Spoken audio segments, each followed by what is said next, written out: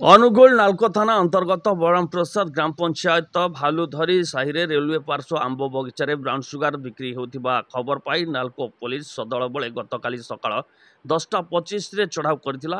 Brown sugar ବିକ୍ରି କରୁଥିବା ଜଣେ ଯୁବକ ନାଲକୋ ଥାନା ଅନ୍ତର୍ଗତ କାଣ୍ଡସର ଗ୍ରାମର ଏବଂ ଆଉ ଜଣେ ଅନୁଗୁଳ ବନ୍ତଳା ଥାନା ଅନ୍ତର୍ଗତ ବରମପୁର ଗ୍ରାମର ବୋଲି ଜଣାପଡ଼ିଛି।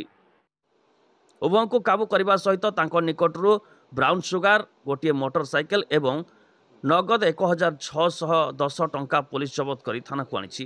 ଏହି କାରବାରରେ ମୁଖ୍ୟ କିଙ୍ଗପିନ୍ କୁହାଯାଉଥିବା ଗିରାଙ୍ଗ ଗ୍ରାମର ଜଣେ ମହିଳା ପୋଲିସକୁ ଚକମା ଦେଖାଇ ଫେରାର ହୋଇଯାଇଥିବା ଜଣାପଡ଼ିଛି। ବ୍ରାଉନ୍ ସୁଗାର କାରବାର ସମ୍ପୃକ୍ତ ଯୁବକ 2 ଜଣଙ୍କ ନାମରେ ପୋଲିସ 131/24 ମାମଲା ରୁଜୁ କରି କୋର୍ଟ ଚାଲାଣ କରିଛି। ଥାନାର ତଦନ୍ତକାରୀ ଅଧିକାରୀ ଶ୍ରୀ ଗଙ୍ଗାଧର ବେହେରା ଘଟଣାର ତଦନ୍ତ ଜାରି ରଖିଥିବା ଜଣାପଡ଼ିଛି। Bureau report, Angul live.